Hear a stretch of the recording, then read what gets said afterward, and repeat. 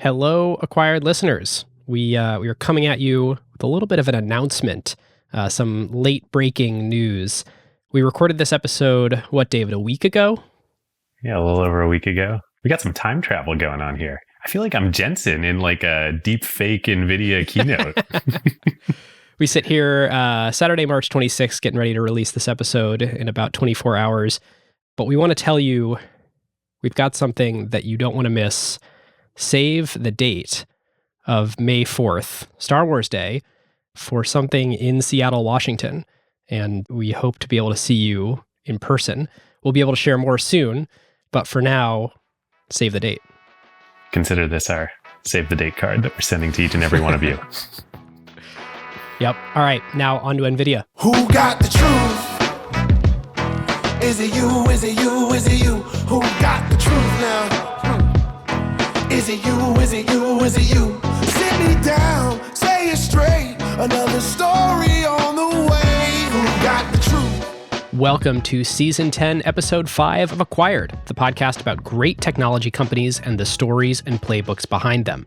I'm Ben Gilbert, and I'm the co-founder and managing director of Seattle-based Pioneer Square Labs and our venture fund, PSL Ventures. And I'm David Rosenthal, and I am an angel investor based in San Francisco. And we are your hosts. It is the 8th largest company in the world by market cap. Dang. When Nvidia began in 1993, it made computer graphics chips in a brutally competitive and low-margin market.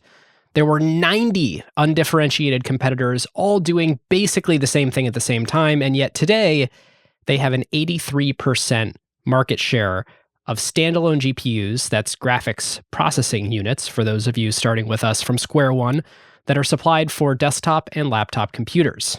Ben, you're telling like the whole story here. Sorry. I'll tease a few things here. So not only that, but of course, followers of NVIDIA know that they recently pioneered a completely new market, the hardware and software development tools to power machine learning, neural networks, deep learning, all of this in the cloud and the data center, which obviously is proving to define this whole decade of computing. And as David and I began our research, we realized this really could be a book, and like a thriller of a book, since the co-founder and CEO Jensen Huang really has bet the company, like the whole company, 3 separate times, nearly going bankrupt each time. But obviously, as we reflect back here today, that certainly did not happen. All right, so here's everything you need to know about Jensen. The Cliff's Notes before we talk for like 6 hours about him. The dude used to drive a Toyota Supra, like a Fast and the Furious style, yes. like a death machine. And he almost died. He got in like a huge accident. Just one more way he is like Elon Musk. Oh man, crazy. Well, because we have way too much here for one episode, we'll save the stories on machine learning for next time. Today, we are going to tell the wild story of NVIDIA's founding to its rise in prominence, powering the computer graphics and gaming revolution. This really is a story of like true invention and innovation. It reminds you that engineering breakthroughs really do push our world forward. And in saying that, just kind of set some context, this is a story that takes place from about 1993 to kind of the mid to late 2000s. And as hyped as NVIDIA has been, over the last 5 years, obviously with the stock run up and everyone's excitement around the company, I think Jensen is still an underrated CEO, even rated 100% where the NVIDIA bulls have put him. I think Jensen is one of those people where like, if you know about him, you know what we're talking about and you have unbelievable reverence, but I think not enough people really know. Just one more Jensen quote before we get into the episode. This is the best. My will to survive exceeds almost everybody else's will to kill me. Amazing. Well, listeners, before we begin our parallel processing and graphics rendering journey, we want to introduce you to our presenting sponsor, Vanta, the leader in automated security and compliance. As you know from previous episodes, we are huge fans of Vanta and their approach to SOC 2, HIPAA, GDPR, all the compliance stuff. We have the CEO and co-founder, Christina Cacioppo, back with us today to help analyze her own company. Christina, I know long before Vanta, you were at Union Square Ventures from 2010 to 2012. You were really starting to be at the forefront and see how software was going to make it so companies could get way more leverage on people and money and all the resources they have at their disposal to accomplish so much more, so much faster. Was that an inspiration to what ultimately became Vanta? So definitely, especially in retrospect. Like, I think when I was at USV, I didn't know the word SaaS, and that's a reflection on me, not at USV at all. But what we called it, or how I thought about it, was like developer tools, right? And this was 2010, 2011. This was like, is it too niche? How many of these people are there? All their customers are startups. Clearly, that's not sustainable. How do you sell new age tools to old companies? But sort of being on the inside of USV, like, saw the traction of like an early Twilio or Mongo, right? And so you sort of just be like, oh no, people haven't caught up yet. Like, this is very much a real thing. And I think I just, saw that a little bit earlier than, the market broadly. And so coming into Vanta, just deeply believed like a go-to-market focused on startups can work, right? There are pros and cons of any, but you get like fast iteration cycles and like that works. You don't have to worry about selling to, IBM, when you're a 5-person startup. Right. And with tools like Vanta and last season's sponsor Pilot, you have this ability to get so much more of your internal focus exclusively on the thing that makes your company great. Right. You don't have to become an expert in compliance or in, financial accounting or whatever it is. Think of Vanta very much in the mold of like a Jeff Bezos. Like, you should focus on what makes your beer taste better, not on the electricity you need to produce the beer. And I think, the Vanta version of that is you should focus on your product, what makes it special, not on how it becomes compliant. Our thank you to Vanta, the leader in automated security and compliance software. If you are looking to join Vanta's over 2,000 customers to get compliance certified in weeks instead of months, click the link in the show notes or go to vanta.com/acquired for a 10% discount. Listeners, after you finish this episode and you're thinking to yourself, gosh, I wish I could talk about this with people, we have good news for you. You can do that with 11,000 other smart members of the Acquired community at acquired.fm/Slack. If you're dying for more after this and you're like, I can't wait for part 2, I need some more stuff in the meantime, search Acquired LP Show in the podcast player of your choice. Here's a new thing. If you haven't rated or reviewed this podcast yet, I think the last time we mentioned this was like years ago, Spotify in their mobile app just added the ability to rate. So if you listen in Spotify, you should totally leave us a little rating in there. If you're on Apple Podcasts, leave us a review. We really, really, really appreciate it when you help share your experience as a listener with others. All right, listeners, this is not financial advice. We may hold positions in things we discuss on this show. This is for entertainment and informational purposes only. And David, take us in. So we start in February of 1963. What was going on in Silicon Valley in 1963? Let's see. Fairchild had already started, I think. And Silicon Valley was like underway, but it was early days. But we start not in Silicon Valley, but in Taiwan? Yes, in the southern part of the island of Taiwan, with the birth of Jensen Huang, later Americanized to Jensen Huang.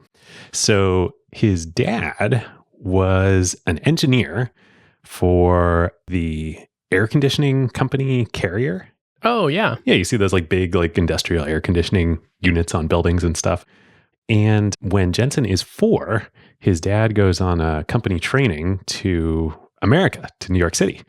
And he was like, wow, this is amazing. I want my kids to grow up here and to have all the opportunities that are available. So he comes home, Jensen's 4. Jensen has an older brother who's a couple years older. Like nobody speaks English. So his mom gets an English dictionary and picks 10 words every day, grills the 2 kids, like quizzes them and teaches them English out of the dictionary. Huh. Now, if you listen to Jensen, where does that accent come from? Because it's not what you would think. The family ends up moving to Thailand a few years later. And then when they're living in Thailand and Jensen is 9, they finally decide that this is the right time to send the kids to America. Now, the parents can't move to America yet. They don't have enough money, but they found a boarding school in America that is cheap enough that they can afford. It is called Oneida Baptist Institute, and it is in eastern Kentucky, the sticks of Kentucky.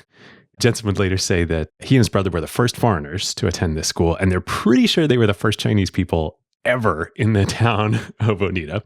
Whoa. Well, it turns out that the reason that this school, OBI, Oneida Baptist Institute, was so cheap was it's actually not a prep school. It's a reform school.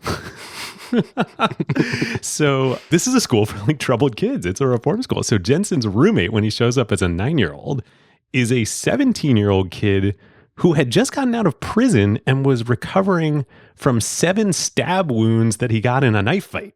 Classic American journey right here. And amazingly, this is so Jensen. Like, they become great friends, even though this kid is 8 years older than him, like twice his age, basically, from a way different background. Jensen helps him with math, and he gets Jensen into weightlifting. So you see Jensen today, and you're like, that dude is jacked. He is jacked. He's been weightlifting since he was 9 years old. He says about his time in Oneida, now I don't get scared very often. I don't worry about going places I haven't gone before. I can tolerate a lot of discomfort. Boy, does that play out in his life, as we will see.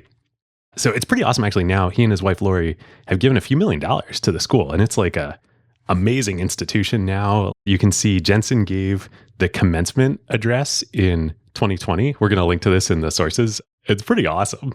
So after a couple years at OBI, his parents are finally able to save up enough money to afford to come to the U.S. themselves. So they move first to Tacoma, Washington, the great state of Washington. And then they move a little farther south down to the suburbs of Portland, Oregon. Jensen and his brother go home. They live with them. They go to public school there. Jensen continues his American upbringing. He gets really into table tennis. He places third in the junior nationals in table tennis, and he gets his picture in Sports Illustrated. Oh, no way. Pretty amazing. But his parents continue their sort of like academic discipline, and Jensen's super smart, obviously. He ends up skipping 2 grades and then going to college. He goes to in-state college. He goes to Oregon State University, just down the road a little bit. And he got there when he was like 16, right? He got there when he was 16 because he had skipped a couple grades. And he loves math, so he decides he's going to major in electrical engineering at OSU. And he totally falls in love in more ways than one. The first way that he falls in love is he just thinks like electrical engineering is the coolest thing in the world. Becomes one of the top students in the school. He talks about how like he gets mad at the professors because they don't use like enough precision when talking about like exact numbers. Which he later comes to say that he respects the opposite position. I think some of the Nvidia employees call it CEO math when he sort of rounds all the numbers. And he's like, I reflecting back, I do understand what the professors were trying to show is like the details only matter if you understand the big picture first. That's so Jensen. Like he understands like, yeah, my employees get mad at me when I, round the numbers and use CEO math. And like, I get it. Like I appreciate precision too, but like the big picture is what matters here. The second way he falls in love is with his lab partner in electrical engineering fundamentals, his lab partner, Lori, who goes on to become his wife. Such a cool story. So he graduates in 1984. She graduates in 1985. They move down to Silicon Valley, and Jensen joins AMD as a sort of equivalent of like a chip design PM. It's very like engineering heavy, but he's kind of like a PM. He's sort of like helping as a junior manager of a process for developing a chip. He's working on a then blazing fast 1 megahertz CPU chip. Yeah, he talks about this and he says, he's talking about how slow 1 megahertz is, and he refers to it and says, you could even see it coming. It's about how fast it was. You could see it coming from a long way away and still coming and still coming. Amazing. And of course, now he makes literally the fastest chips in the entire world. So he starts at AMD. He starts at night working on a master's degree in electrical engineering at Stanford. It ultimately takes him 8 years to finish this master's. He works all the time that he's at AMD and then at LSI Logic, where he goes to. We're going to talk about it in a sec. He ultimately does graduate right before they start Nvidia. This is like a super cool bit of trivia. Did you go back and watch the Don Valentine View from the Top No, I didn't. lecture at GSP. Oh, I watch that like once a year, every year. Every time there's an excuse. Is that the one where he holds up Alfred's resume? It's, yeah, where he holds up Alfred Lynn's resume. So also, Easter egg in that talk, that was the day that the Jensen and Lori Huang Engineering Center at Stanford was dedicated. And as Don says, Jensen did a building. Pretty awesome. I did watch, he gives a talk where he walks in and gives a talk at Stanford. I think it's the first time that Jensen has given a talk since the building opened. And he says, I've donated, we have this nice building now, so I have no more money. Yeah, I'm penniless. I think Yeah, I'm he says. penniless. Right, Jensen. So great. Just to set context for people, if you look at his Nvidia shares, he's worth about $20 billion right now. I think he owns what, like 3.5% of Nvidia, something like that. Yep. Yeah, he's not penniless. Okay, so he works at AMD for a couple of years, and while he's working there, probably from working on this chip that you can so fast you can really see it coming, he realizes that designing chips is really freaking hard. Intel can do it, AMD can do it, but there's not many companies. It's all like full stack at this time. TSMC doesn't start till 1987. Not only are you manufacturing in-house, but for the most part, the process of designing a chip is a manual one. And so these companies sort of each have their own institutionalized internal way of working that you design and lay out the elements of a chip. And Jensen talks about when he was in school, the reason he wanted to go to AMD was he thought this was so cool that you could do it all. And then once he's actually at AMD, he realizes it's actually not cool. It would be cooler if you could be really good at a certain part of the stack and have tools and platforms and other companies to allow you to allow anybody to make chips. Yeah, if there were design tools to help you make chips. So after a couple of years, his office mate at AMD leaves and goes to join a startup called LSI Logic, which had just gone public and, we've talked about it on the show, made Don Valentine and Sequoia the then largest venture return in an IPO in history, maybe the largest venture return ever in history when they went public, of $153 million on day one. Boy, has venture changed as an asset class. But I'm trying to think, that fund, that probably would have been, I don't know, Sequoia Fund 2 or 3 maybe. I mean, I bet the fund was I don't know, 10, 15 million. So that probably roughly 10x the fund in one day. Right. Pretty awesome. So what was LSI? It was one of the first and was sort of the premier ASICs company, ASIC, application-specific integrated circuit companies. And so what they did and what that meant was they basically made custom designed chips for other companies. It's what Jensen's kind of thinking about. And the custom designed chips that they would make, these ASICs, would be for a very, very specific function that would be integrated into other systems. So defense companies, Lockheed Martin and the but lots of other companies now too are coming to LSA Logic and the other ASICs companies and saying, hey, we want to create these systems of chips. You help us design the chips to go into these systems. And yeah, we'll use processors from, Intel too, but it really helps democratize making end product systems. Right. And the idea with ASICs is really, if you're not saying, hey, there's going to be a general purpose computer that this needs to power that can, be super flexible and people might have all kinds of applications that run on it, but, more inefficient in order to get that flexibility chip. Hey, I know the exact thing that this chip will do and it will only ever do this. And so we can actually literally hard code that right on the chip. I mean, the actual design of the physical chip can be for this one specific thing. So it's super efficient at this one low-level thing. Yep. And the legacy of ASICs today, still around, still used both ASICs, but the legacy is FPGAs, field programmable array chips that are, some might say is sort of a bear case for Nvidia these days, but we will get to that far, far, far down the road.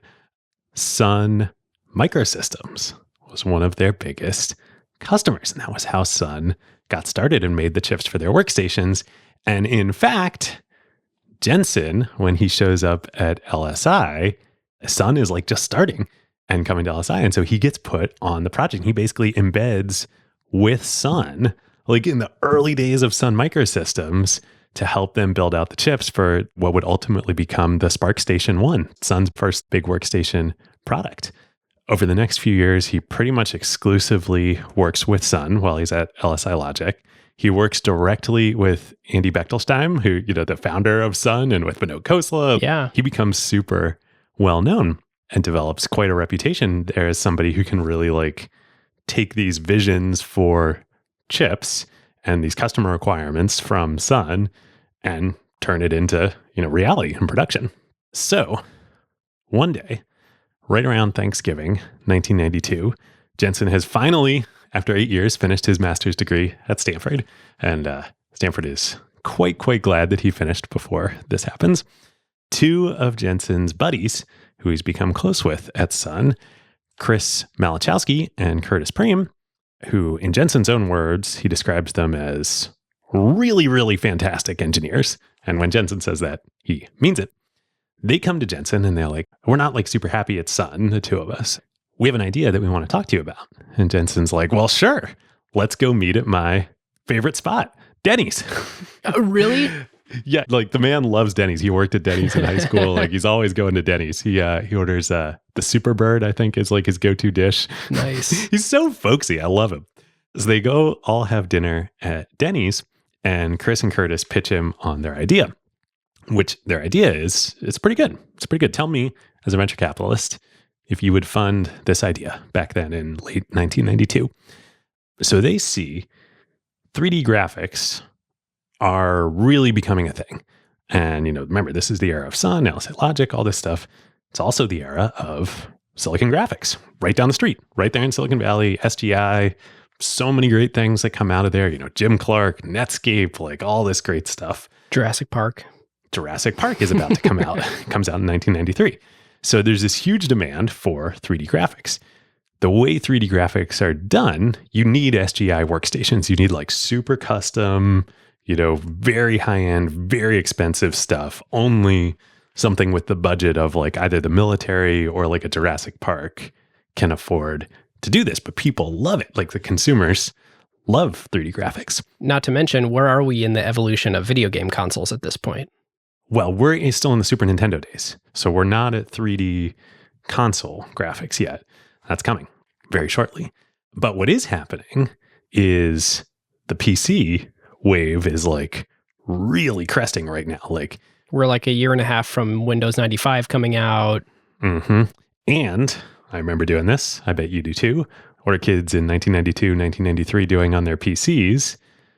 They're playing Wolfenstein 3D and Doom. Doom comes out in 1993.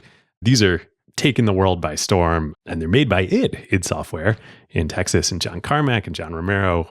But Carmack is like doing incredible feats of engineering to get 3D graphics to run on consumer PCs. It took somebody of Carmack's caliber to make this happen, and the market loved it. So the idea that Chris and Curtis has, they're like, we're really great chip engineers. Jensen, you're a really great, chip PM essentially. Let's make a graphics card. Let's make a chip that can accelerate the graphics of a normal PC to enable 3D graphics like SGI is doing with professional workstations, to enable them for consumer hardware PCs. We know that people love games. This will help the entire industry, take off. And you're not even saying... Sounds pretty good, right? That they're going to try and make it so you can develop games on a PC. You're saying like just so you can play games on a PC, right? Well, both. I mean, mostly that you can play games on the PC, but then you're also going to have to create, all the APIs and SDKs and developer ecosystem for developers to access this new hardware on PCs. But they'll just develop on PCs. It's really about getting the hardware into consumers' hands that they can actually play this stuff. All right. So what do you think? Is this like a good pitch? I mean, so what you're basically asking me to believe, 1992 me, is that video games on PCs are going to be a thing, that there's going to be a big economic wave around, that lots of consumers are going to want to do this. They're going to want to do it on PCs instead of on Super Nintendo and dedicated systems. Maybe. Well, I have this proof point of id Software and Wolfenstein and Doom right there, of like millions of people doing this. But still maybe, because it's not clear that like video games are going to be a giant market. It could be like a kid market, you know, and it could be the case that like, do you really need to totally change the development environment, or can like there be like 5 or 6 different Dooms out there? There's 5 or 6 Carmacks who are all independently geniuses and can figure out how to do all the graphics on their own. Yeah, maybe, but there's a leap of faith. Yeah, definitely a leap of faith. So, yeah, okay, not totally obvious, but still, like, I think this was pretty fundable, I think, at this moment in time. And the other thing that was going on was in Silicon Valley, these peripheral companies, like people building chips and cards that plug into consumers' PCs, this was full swing.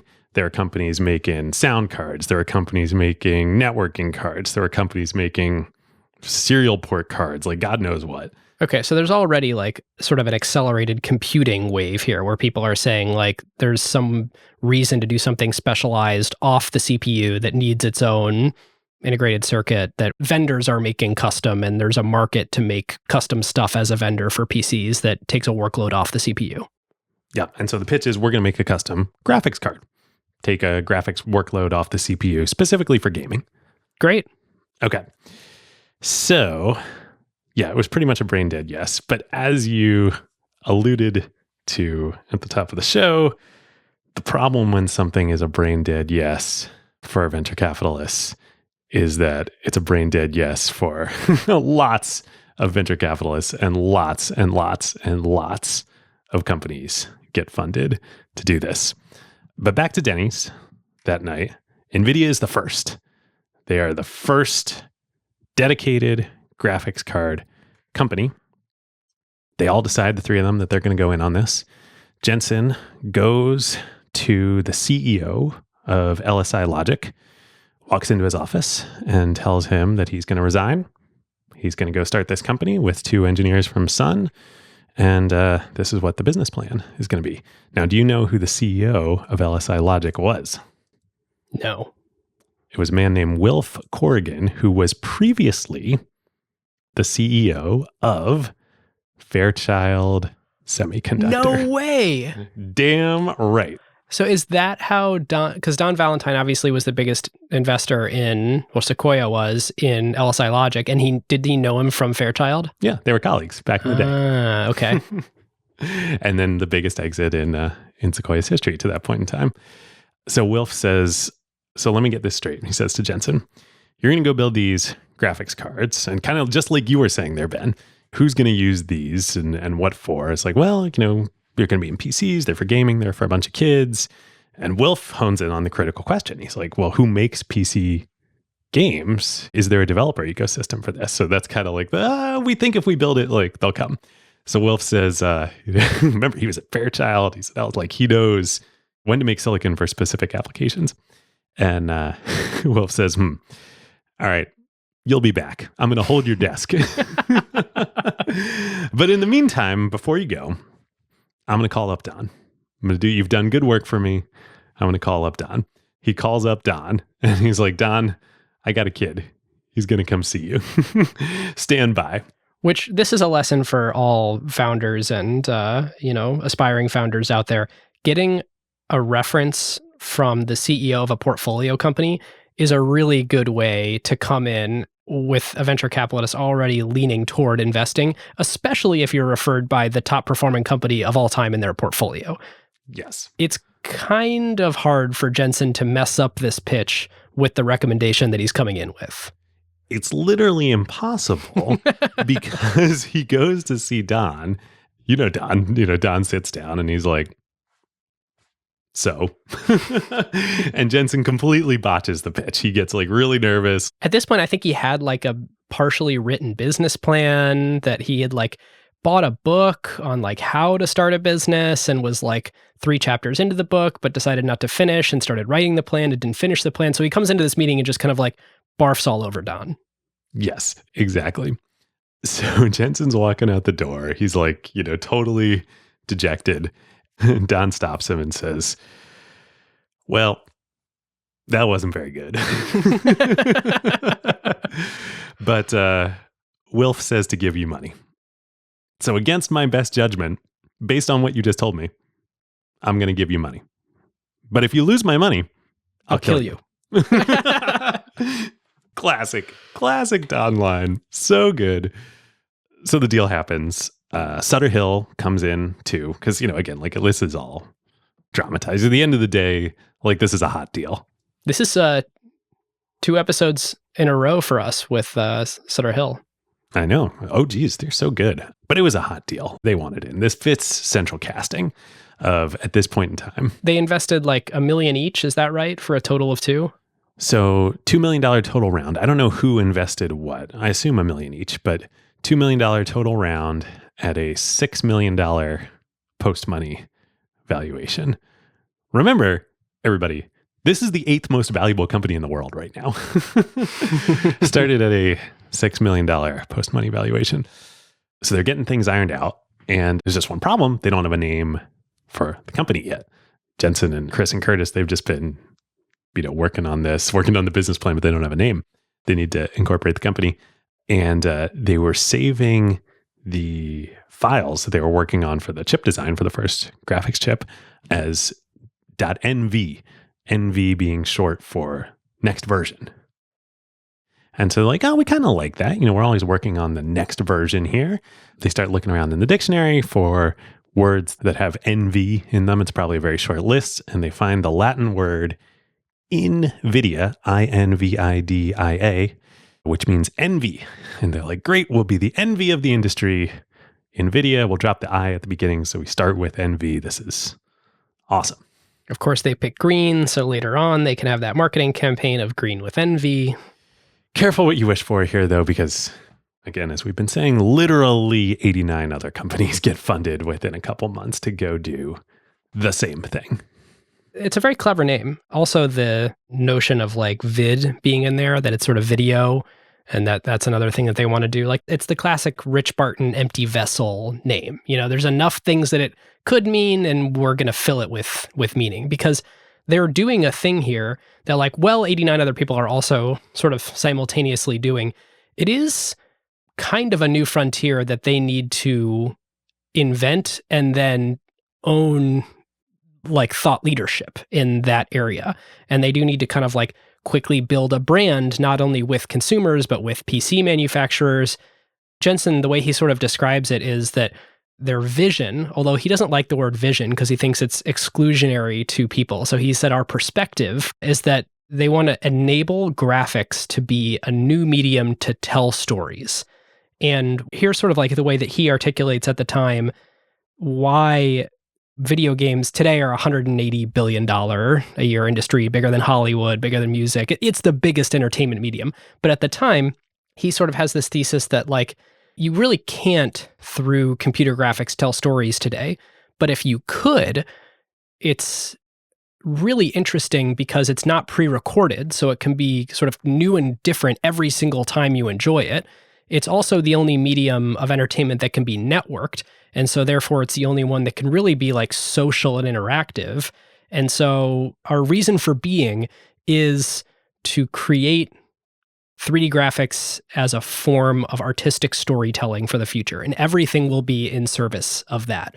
And I think that's not really what they are today necessarily. It's a piece of what they are today, but that kept them going for the first 20 years of their existence. Well, and baked into that is, again, Wilf kind of hit on it, and you did too, to your credit. You're a very good venture capitalist. You hit on really the key problem with this first iteration of NVIDIA, which is they have to go evangelize to developers to there's id and there's Carmack out there, but not a whole lot of other PC game developers out there. Not a whole lot of other 3D PC game developers at this time. There are 2D PC game developers, but they got to convince a whole lot of people to go, learn how to do 3D game development for PCs.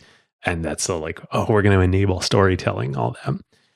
So to do that, they have to go write their own, APIs and SDK and development framework to develop for this new graphics chip that they come out. And they have to make a whole bunch of technical design decisions that they want the industry to standardize on. Right.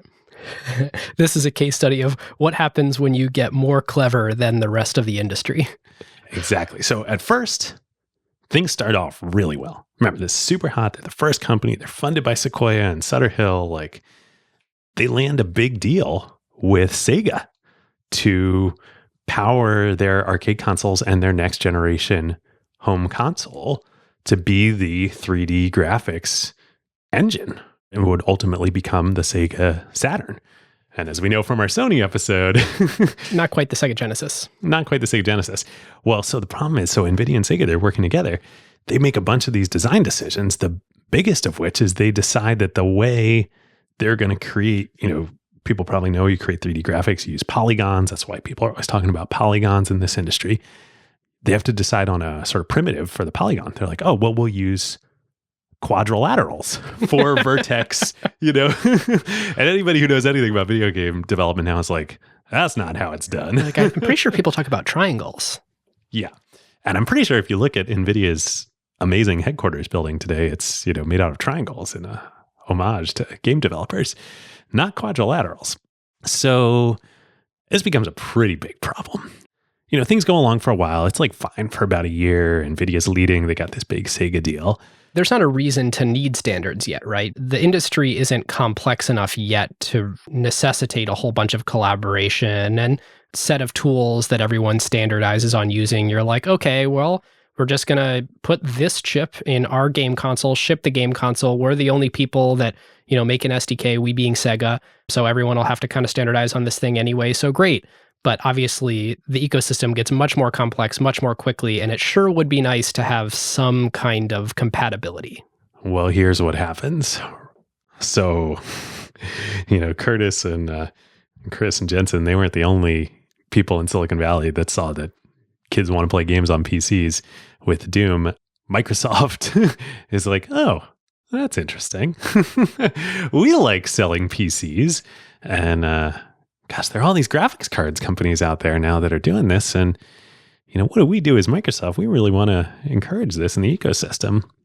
Well, we create standards. We would love it if Windows developers could be able to easily develop for all these new machines shipping with all these advanced graphics capabilities. Let's make that as easy as possible for those developers.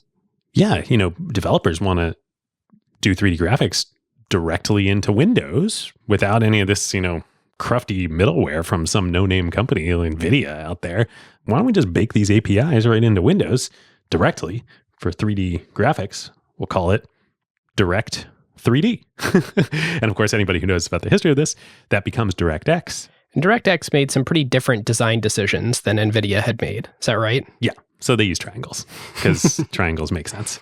So now Nvidia's really up a creek. Like all of their, the 89 other competitors out there that started later, most of them are like, sure, I'm going to jump on board of this Microsoft ecosystem. Like I would be dumb not to.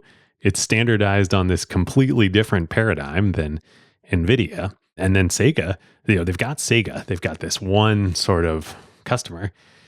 And then in 1996, Sega's like, yeah, we're not so sure about this quadrilaterals thing either. And just so that this doesn't feel arbitrary why we're talking about this, and we're going to say at a super high level on 3D graphics here rather than really going into the weeds, but a triangle is the fewest vertices in a shape that you can have while still creating a two-dimensional shape. And so it serves as a basic building block where, assuming you can draw enough triangles and make the triangles small enough, you can form any other shape, any other curved surface. It's sort of the most fundamental building block that you could use to create something that is perceived as 3D. Yep. So NVIDIA at this point, they're halfway down the road of developing the next chip that they think Sega is going to adopt for what ultimately would become the Dreamcast. NVIDIA was calling the NV2. When Sega comes back and says, we're switching horses, we're not going to do this. So they're screwed for so many reasons. Everything we've discussed. There's also in the interim, year and a half since NVIDIA started, the price of memory dropped because thank you, Moore's Law. So NVIDIA's chips were designed to be super, super tight on memory. And the memory cost about $200 in component, parts to go into their chips. their competitors have more memory that's costing them like $50. And that was just in that one iteration. So it's interesting to note that NVIDIA, by being first and not projecting out the exponential change that would come from Moore's Law, was actually at a disadvantage because A, they didn't get a chance to watch and see where the standards were adopted. And so they sort of like picked their own lane and went off in their own direction, which ended up not being what everyone else picked, which put them at a disadvantage. But second of all, everyone else's cost structure was way lower, or at least everyone else could see that the cost structure was getting way lower. And so NVIDIA sort of designed for a constraint that was no longer true by the time everyone else came out with their stuff. At this point, Jensen and his co-founders kind of had to look at each other and say, okay, do we scrap everything we did? And if so, how do we not make this mistake again? How do we make sure that in future generations, we sort of premeditate the exponential curve of Moore's Law and prices coming down and design for things that are, 2, 3, 4 generations beyond what we actually have available to hardware right now? So when all this goes down, the company has about 9 months of runway left.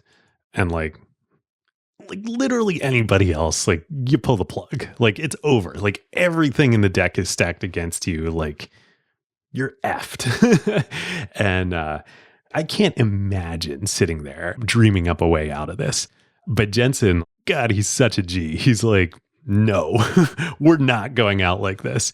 When you hear Jensen talk today about like NVIDIA's culture, and he says that intellectual honesty is like the cornerstone of NVIDIA's culture, like this is what he's freaking talking about. Like he sits down with Curtis and Chris, and remember, they're engineers, and they've recruited NVIDIA 100+ engineers into the company at this point and sold them on this technological vision of we're going to define the industry. We set the standards. Like we're not going to use some, off the shelf stuff.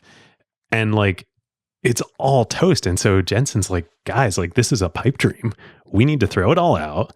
If we're going to survive, the only thing we can do is standardize on the same Microsoft, Direct 3D as everyone else, same architecture. And our only shot is just to like compete on performance and try and become like the best chip out there in this now sea of commodity chips. And his co-founders like don't want to do this. This is not an exciting vision for a Silicon Valley engineer. When your CEO comes to you and says that, what they're basically saying is, look, if my job was strategy and your job is execution, the strategy failed.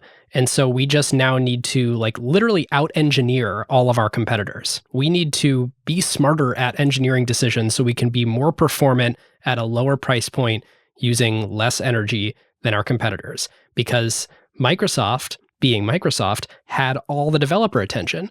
And because Microsoft set a standard, NVIDIA realized, look, we have no ability to uniquely get our own developers, at least at that point in the company's history. And so we must just, on our left, look and see all the developers are coming from Microsoft using this API. On our right is all the same consumers. And we have to compete just head to head on raw engineering ability with everyone else. Well, you're saying engineering ability. But remember, like this is essentially a commodity at this point. So really, it's not just engineering ability. It's how fast can you ship? Like how fast can you design the next generation of chip, and can you ship it before everybody else? Because everybody knows what's going to be in that chip. And why is it, what fundamentally was it about graphics cards that made it a commodity? Well, at this point, like all the other peripherals, and we're going to get into this in a sec, there was nothing that special about it. They all did the same thing, which was take polygon level 3D graphics processing out of the CPU and onto this other chip on the motherboard. Just like sound cards were doing the same thing for sound, just like networking cards were doing the same thing for networking. And it was just like, what's the price performance ratio of doing that? The interfaces and the programming language, that's all standardized by Microsoft. You're just commodity hardware. And so what GPUs actually do, or did at least in this point in time, is say, okay, the system is going to feed me in basically point clouds, like vertexes that make polygons that represent like a 3D world. And my job as the GPU is to, as fast as I can, in the highest resolution that I can, or I suppose a standard predetermined resolution. As fast as I can. That'll drive the resolution. Output a 2D thing that goes on the screen. So I turn 3D stuff into 2D stuff, and I have to do that better than other things that I'm competing against, where basically all of us are, when you say commodity, you mean limited by Moore's law and doing right up to the edge of what integrated circuit manufacturing techniques enable us to do. Yep. So everybody knows what this means is that like they got to ship faster than their competitors. And they also got to ship faster than their competitors because they're about to go bankrupt. So they draw up this plan that's like they're trying to thread like the tightest needle possible here. They have to lay off 70% of the company, which they do. They go down to about 35 people. And everybody who's staying knows we now have to design from scratch and ship a new chip before our runway runs out, which is 9 months. You can't do that on a normal chip design cycle. Takes like 2 years, right? Yeah, the way that, with these fabless chip companies, the way they would design chips is they would work on the design, they would send them over to the fabless company would produce some prototypes, they'd send them back, they'd test them, they go back and forth a few times. You mean the foundry would produce them, like the TSMC or the Samsung or the global foundries or... Now, importantly, Nvidia is not using TSMC at this point because they can't. TSMC only works with the best, and Nvidia is not the best. Huh. So they're using like second-rate foundries. And that process takes a long time. And then at the end of it, when you're sure you got the design right, then you do what's called a tape out of the chip. I love this term, by the way. It harkens back to literally like when you used to tape, masks to like do the photolithography on the chip back in the day. So cool. But it just means finalizing the design. But you actually do run it on some prototypes first. Like the foundry sends back some, hey, thanks for the designs. Here's the chip. Run your tests on it. Make sure everything does what you think it does.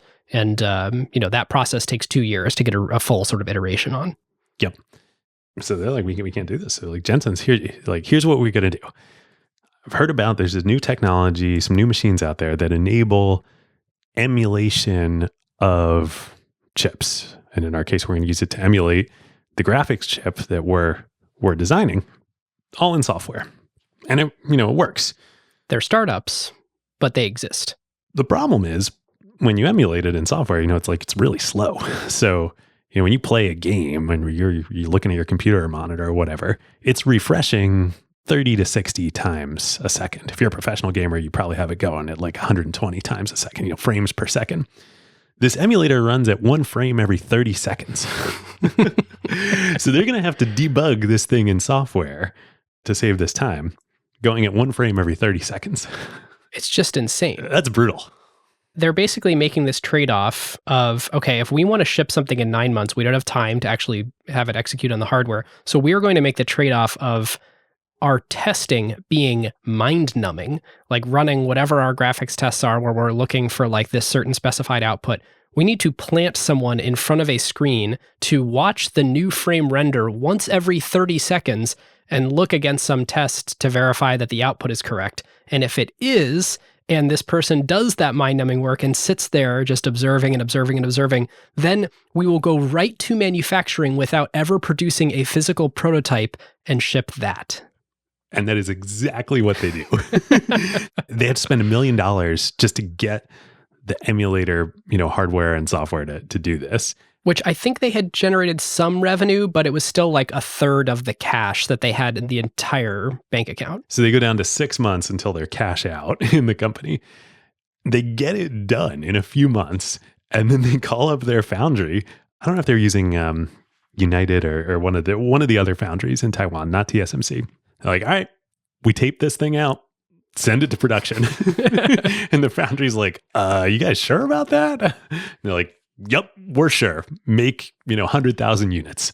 If I'm remembering right, I think Nvidia basically was the only customer of that emulation software. Like that was a startup that really wasn't fully proven yet, but Nvidia was like, look, we literally have no options.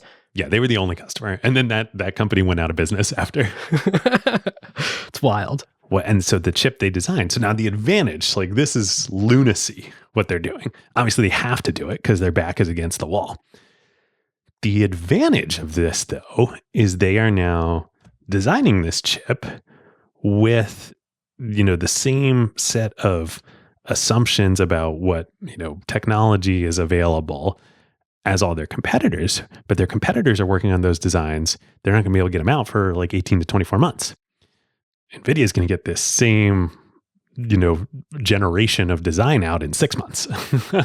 So this chip is called the Riva 128. That's what they call it. It is a freaking beast. And it is like a beast in every sense of the word. It's big. It's big. It's extremely powerful relative to anything else on the market. Like more powerful than any customers are telling them they want. Yeah, way more powerful. Way more powerful. But, it comes with some downside. With great power comes, great responsibility. Because they built this thing in such a manner, it like barely works. Like there's a lot of stuff wrong with it. I forget the exact number of this, but like essentially Direct 3D at the time had something like, let's call it like 24, 25 different ways, like different sort of techniques. These are the like blend modes. Yeah, I think that's what it was, blend modes. And the Riva only works with about 2/3 of them. Like 1/3 of it just like freaking crashes. Like it just doesn't work. I thought even worse than that. But basically, like, I think NVIDIA had to launch a campaign going around to like all the different developers and being like, come on, what do you really need more than these 8 for? Come on, what are you really going to do where you need to use that fancy stuff? Do us a favor for this generation of the chip. These 8 work great. You're going to love them. They're so good. And just use those. Okay, so this is so great because people do it. And so what they learn from this, like they learn about the market, the first iteration of NVIDIA, we're going to build all this technology. We're going to drive the market. They didn't know anything about the market. They were just making all these assumptions about what people wanted. But now they're actually going out and Jensen's going to these developers trying to convince them to do this. And they all do it. Why do they do it? Because the only thing that matters is performance. Consumers are going to buy hardware and games based on the quality of the graphics. This is like being discovered for the first time. And so like people are willing to make a lot of compromises in, service of performance. NVIDIA is like the first one that figured this out because they have to go around and do this and developers all get on board. And to be clear, it's because the consumer's making the buying decision, right? On what graphics card they buy. It's a completely interrelated system where the consumer is making all of the decisions. That's where the demand is. The consumer is deciding what hardware to buy. That's what NVIDIA's business is. Whether they're buying it as a fully like built computer from the OEM or whether they're buying the card to put in later themselves, they're making a decision on what graphics card goes in the computer. Exactly. And the game developers are making decisions on what graphics cards to support. Right. And how to build their games with like the assumption of what's my target market of consumers? Like, who do I think will this game run on? You need to have at least an X level performance rig in order to run my game or run my game in its fullest form. So the developers are premeditating what graphics cards are going to be out in the market when their games launch. And they're saying, yes, it's going to be the most performant one at the right price point. So whatever the mass market is, we kind of have to target that. And if you're telling us and we're going to test it and it turns out that yours is the best performance per price or performance per watt or whatever, it's the most efficient card, then people are going to buy that one. And so we must target it. That card, and they're going to buy my game. I mean, I remember like, this is a few years later. This is a trope that happened. There was a game called Crysis, Crysis. Remember this? Oh yeah. What's the relationship between Crysis and Far Cry? Far Cry was the first game. Yeah, the Crysis engine. And then Crysis also, it was super convoluted. Basically, my perception of this thing was when this came out, when Far Cry came out, this was like mid-2000s, the graphics were unbelievable. Unbelievable. And if you had a rig powerful enough to run it, like just unbelievable. The game itself was total crap. Like, I don't think I ever played more than 10 minutes of it. I'm pretty sure if your computer didn't support it, there was all these videos that people would record of like building a tower of like 1,000 gasoline barrels and then shooting it. And because it was too complex for their graphics card to handle, their computer would just freeze. That was the failure mode of Far Cry with non-performant chips. This is how the hardcore gaming industry evolves. Like, Far Cry sold so much software and so much hardware just because people wanted to experience that, to attempt to experience that level of graphics. And so that's what the developers are starting to figure out. And they're like, all right, well, if you can ship this thing, we'll use only those, 8 blend modes or whatever, like whatever it takes, because we want, graphical performance is the most important thing. So it works. They sell 1 million units of the Riva 128 within 4 months. Wow. I should have looked what the MSRP was of it, but that is a lot of revenue. Yeah, no kidding. What year was this? This was 1997. Okay, so it's an interesting era. Like the internet is a thing. We still have a few more years till the dot-com bubble crashes. PlayStation 1 is out, but PS2 is not out yet, I think. Yep, PlayStation 1. And with that, the gaming market kind of bifurcated into like sort of the console market, which was standardized and you knew it was all going to work. And then the hardcore PC gaming market, which just had so much revenue potential, even though it was smaller in terms of numbers, because people are willing to spend so much money on this stuff. So at the end of this, Nvidia has now figured out these dynamics of the PC gaming market. And they now have a process within the company to design and ship each next generation of their hardware in a 6-month timeline, while the rest of the industry is on an 18 to 24-month timeline. Necessity is the mother of invention. To say this is huge is like understatement of the century huge. And it's huge for this market, but nobody even saw this at the time. Like Jensen didn't see this. Nobody saw this. They're now shipping relatively, doubling essentially the performance in each generation with their hardware. And they're shipping it every 6 months. And you think about Moore's Law, right? Like Moore's Law was that the number of transistors on a chip equating to the compute power available at a given price point to the market would double every 18 to 24 months. Nvidia is now on a cycle starting in 1997, 1998, where they are doubling the performance that they are delivering at a given price point to the market every 6 months. It's fascinating. And they're also competing on a different vector than the CPU manufacturers because, and it's kind of amazing we've made it an hour into the episode and haven't talked about this yet, but the magic of GPUs is that they're very, very parallel. Like CPUs, for anyone who's taken a low-level computing class, you sort of know that like every time the clock ticks, an instruction can sort of run and things move through the sort of long chain of operations that can happen within the CPU. And it's advancing things serially through the processor. It's serial processing. It can read from a register or it can add two things together, but like it's all happening serially. It's like the I Love Lucy, famous one where like the chocolates are coming down the factory pipeline and the CPU has to like wrap each individual chocolate one and then the next one. Yes, exactly. And with graphics processing, like the magic of it is that it's super parallelizable. Like there's all these things that need to get outputted to the screen that do not depend on each other. And so you can do them independently. And so the vector that they're competing on is really like, oh, we can, and it would be years before they would really get to this, but add more and more cores or find more ways to execute more instructions simultaneously to parallelize these tasks. And I think at the time, people thought really the only big use case for parallelization is graphics. Let's put a pin in that for now, but it's worth knowing the thing that they're doing is figuring out how to process more things in parallel faster.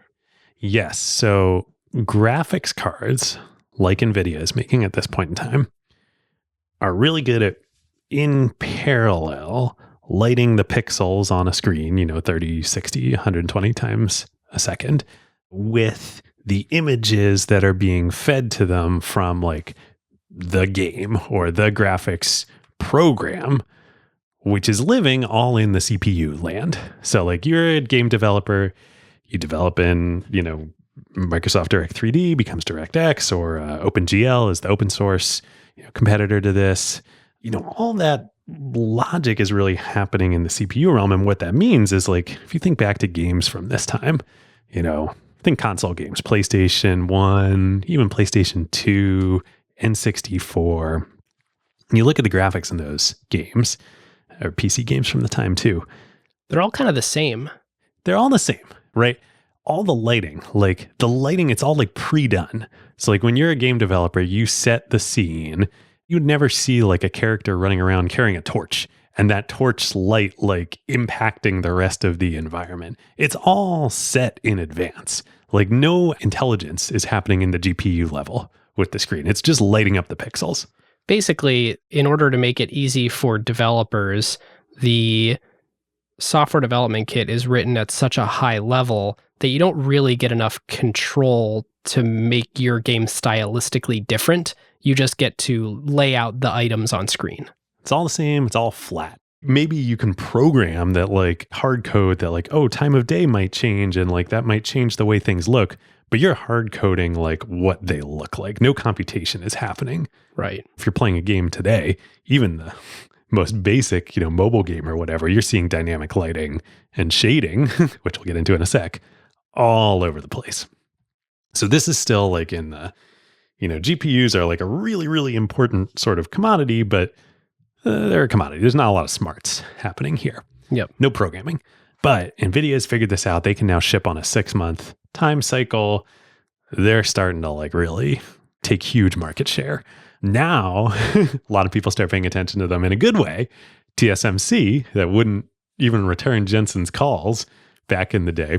There's this amazing, amazing story. Did you watch the TSMC 30th anniversary I did. celebration? This is it's like 3 hours on YouTube. This is worth a brief aside. This is how much pull Morris Chang from TSMC has. He gets the CEOs on stage of Nvidia, ARM, ASML, Qualcomm, and Broadcom.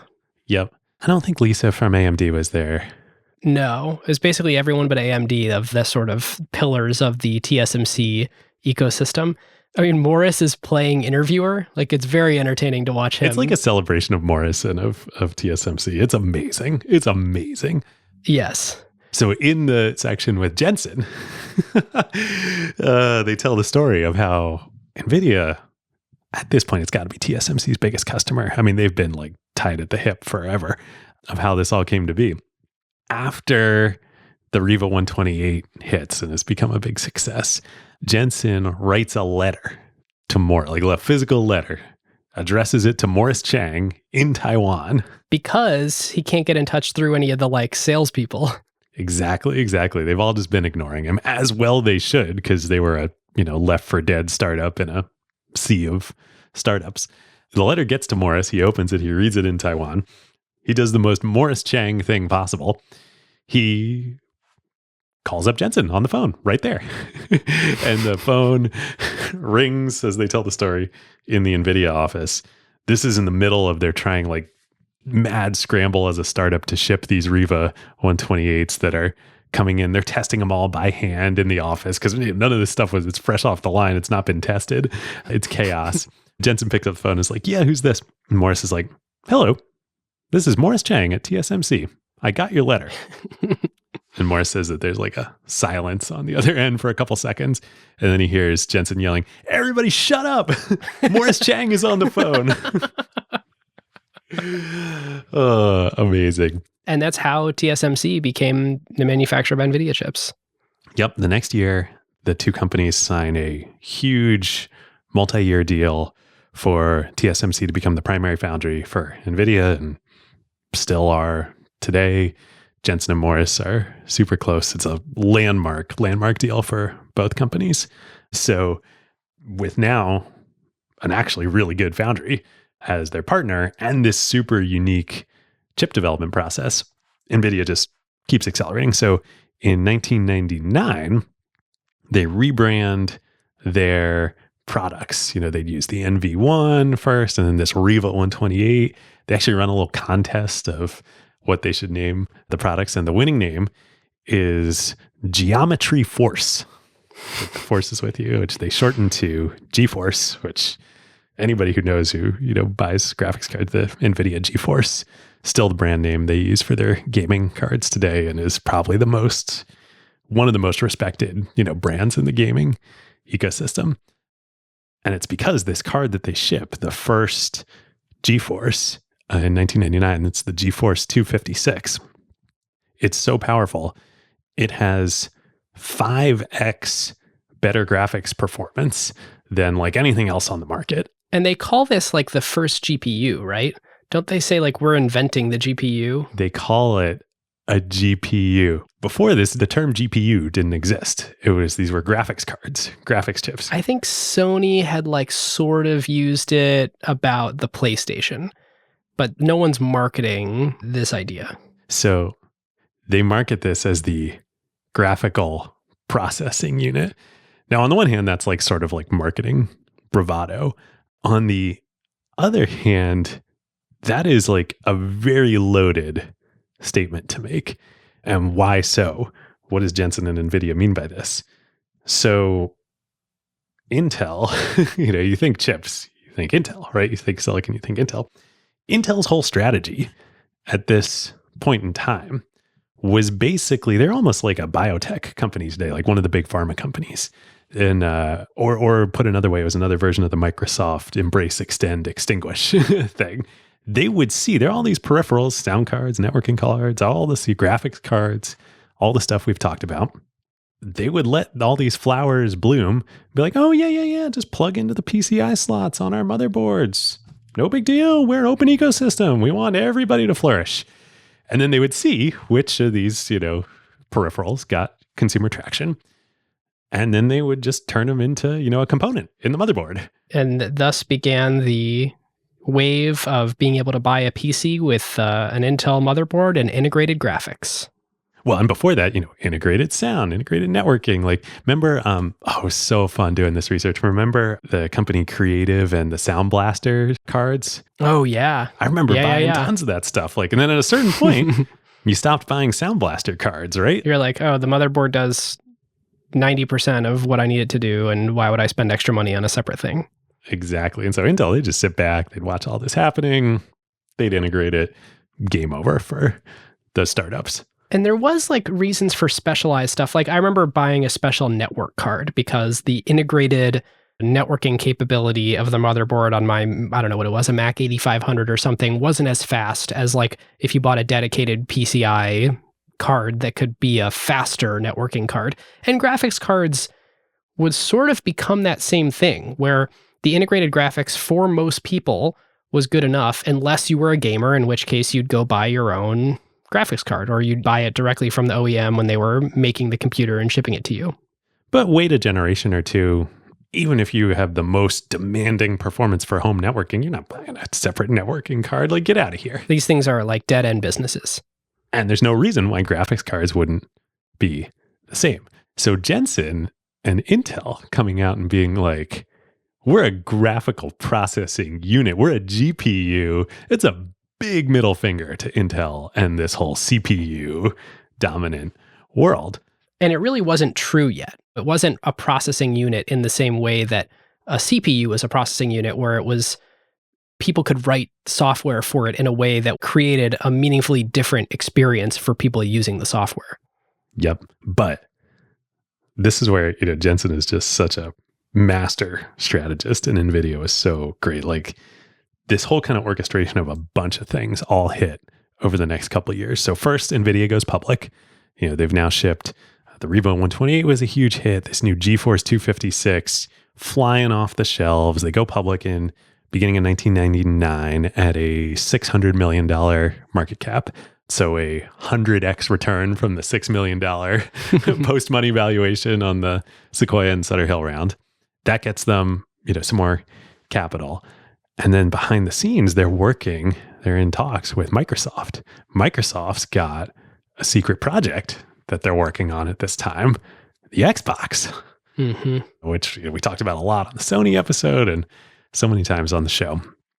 And Microsoft comes to Nvidia and like, we want you to be a key supplier of the graphics, the GPU for the Xbox. And they do a huge, huge deal, $500 million a year deal for Nvidia to supply the graphics for the Xbox with a $200 million advance.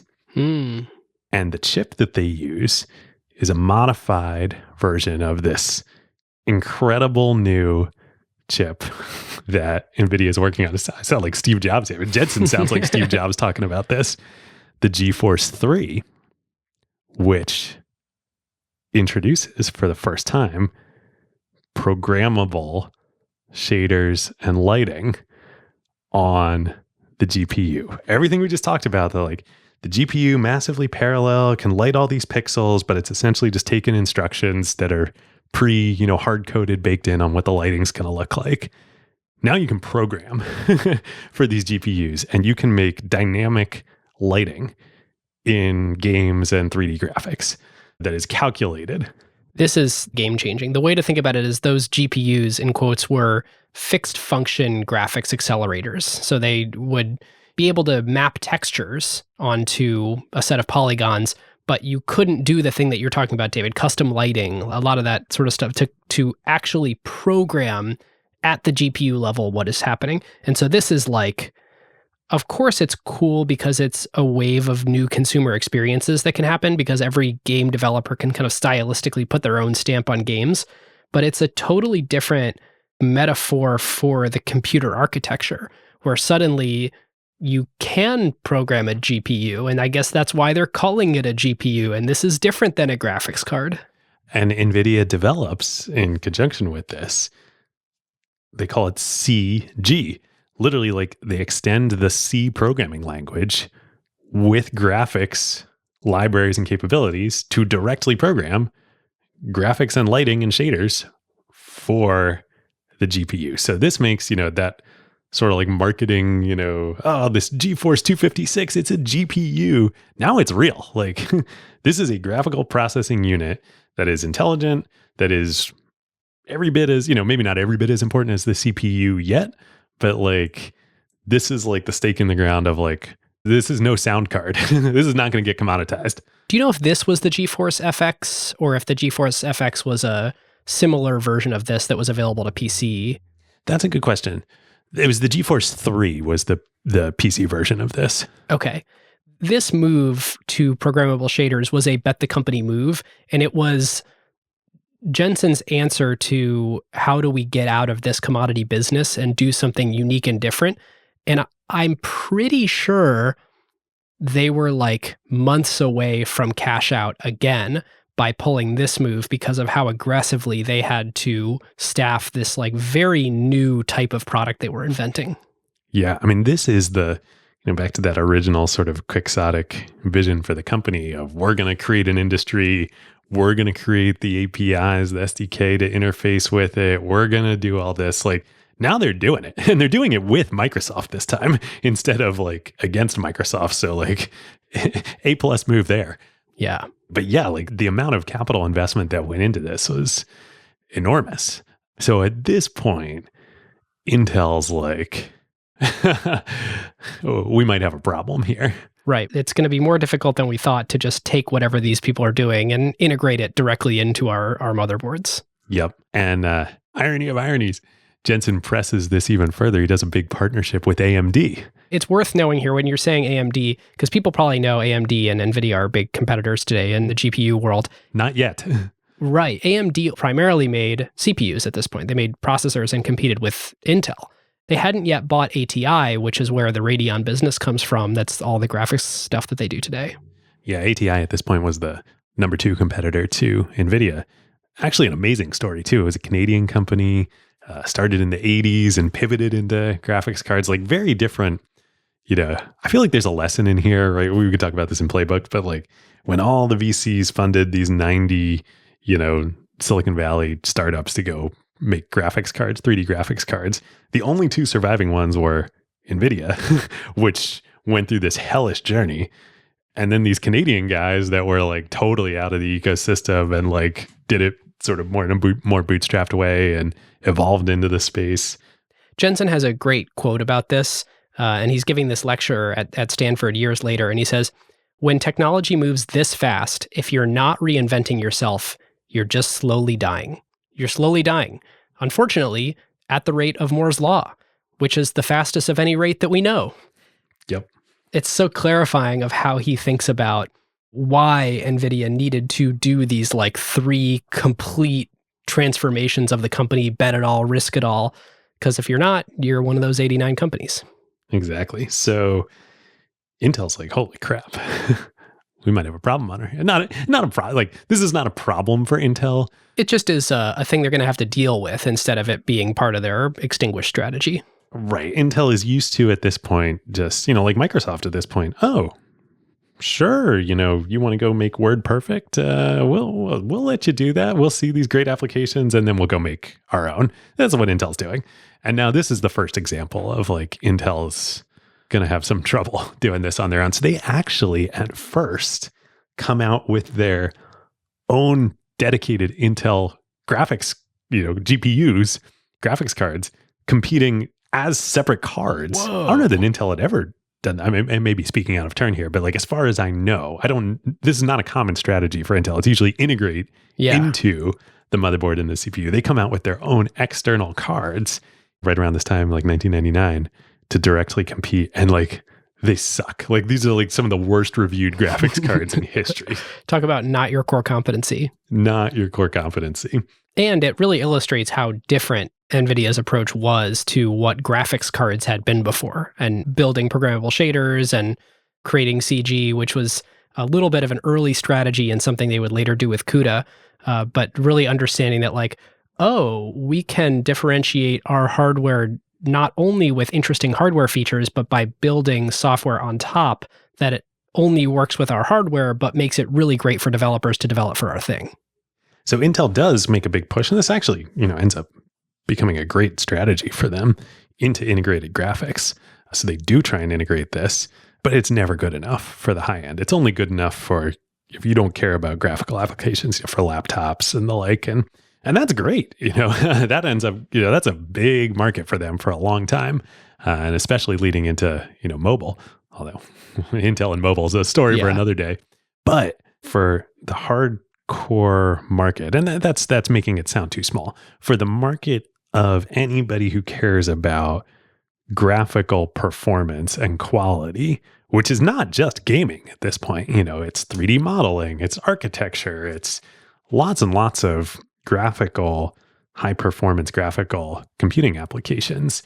You're always going to want, it's this dynamic and it sets up just like Moore's Law. Whatever the current maximum is, it's not enough. It's never enough. You always want more. As good as graphics are today, it'll never be good enough. 10 years from now, game graphics will make today's graphics look silly and we'll all be in the metaverse or the omniverse if Nvidia has their way, but it still won't be good enough. Like, it's Moore's Law. You always want as much performance as possible. Yep. All right, David, it's time for you to tell us about one of our favorite companies. Indeed it is. It is time for the next iteration of our Insurance 101, brought to you by our amazing friends at Vouch. Today we are talking about directors and officers insurance. Last time we talked about E&O. Today we're talking about D&O. Okay, so this is one that Ben and I can speak to very personally. I have been insured under D&O many times. Me too.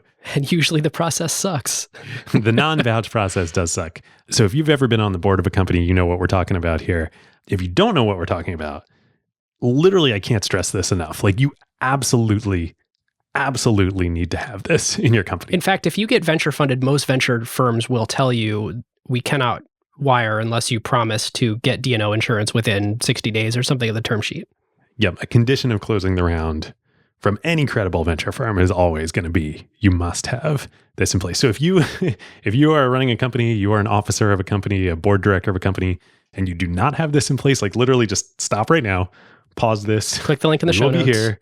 Yeah. Go to vouch.us/acquired, click the link in the show notes, like, get it right. Like, I'm serious, like, right now. You do not want to not have this. So what is D&O? Why do you need it so badly? This is insurance that protects the directors and officers of the company personally from liability arising from any lawsuits against the company. So like, if the company gets sued, in many cases, you see this all the time, the plaintiffs will name the company as the defendant, but also the CEO, the individual members of the board, maybe officers of the company. This insurance protects you from the personal liability arising from that. Like, it's bad enough if your company gets sued, but the worst case scenario is the company goes bankrupt. If you are named as a defendant, all of your personal assets are on the line. So you absolutely need this. Now, you may be thinking, isn't this the whole point of a company or an LLC or whatever your structure is, to protect you limit your liability personally from the company? Yes, but there are plenty of cases where the veil of the corporation can be pierced and you can be personally liable. Like, say you're a VC board member of a company and somehow you're not even trying to do anything nefarious. You get some information from a pitch deck of a competitor to that company.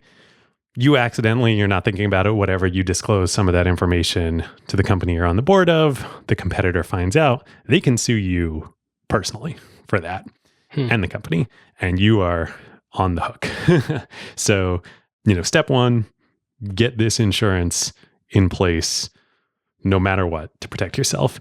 But part of the reason we love Vouch so much here at Acquired is not only do they make it way, way, way easier than in the past to get this in place, it's specifically designed for startups and tech companies. So Vouch's D&O insurance covers a couple other really relevant items that most traditional legacy players do not.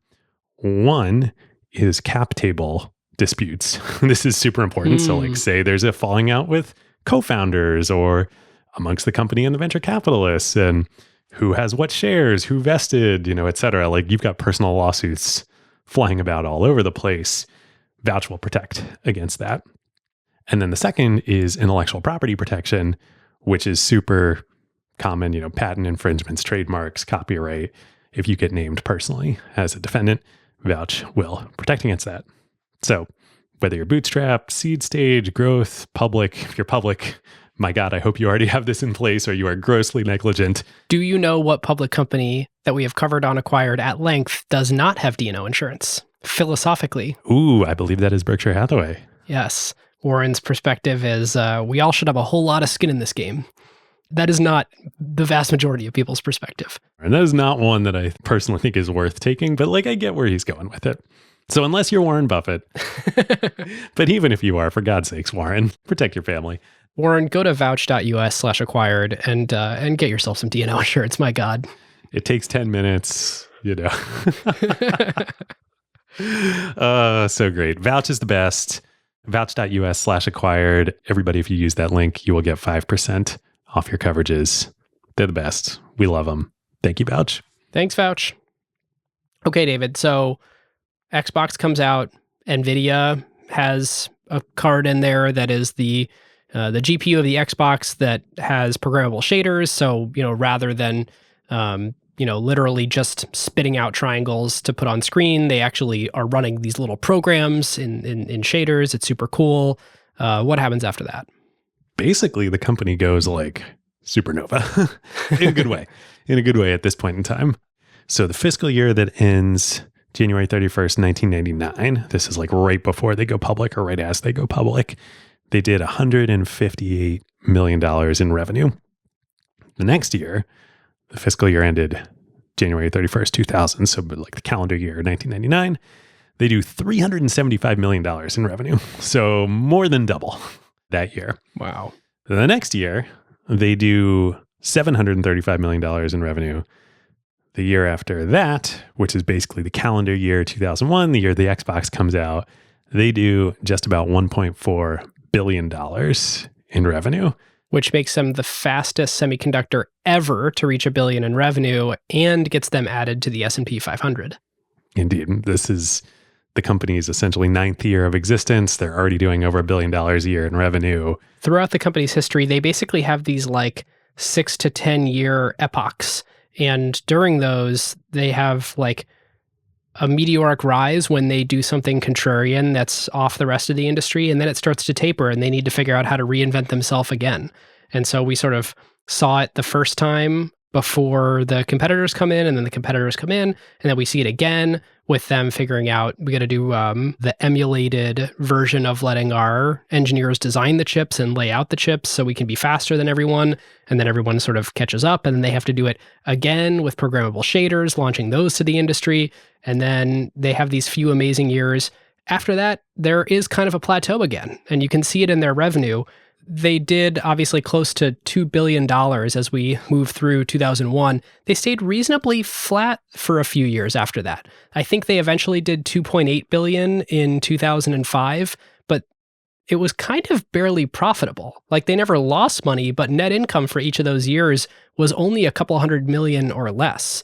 So it's not like they're this like super free cash flow positive company. They're not adding to their cash pile in a meaningful way. You can start to see competitors figure out programmable shaders too. Yep. ATI, of course.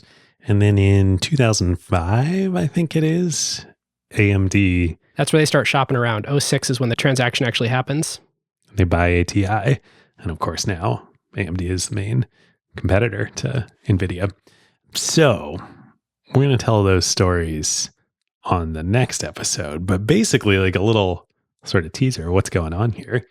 They kind of take their eye off the ball in the gaming market. Now, maybe that's too harsh. I don't know what Jensen would say about that.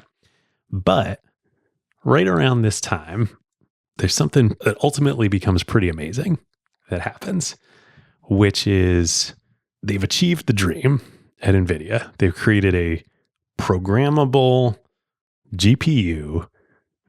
It is truly a GPU. It rivals the CPU. This is the model. They have driven forth this new industry of computer graphics, enabled a whole generation of storytellers to program their GPUs and tell stories. A whole new class of users and developers starts to tinker around with these GPUs. And Jensen likes to tell a little story that's probably apocryphal, but hey, we'll repeat it here as a little teaser for next time.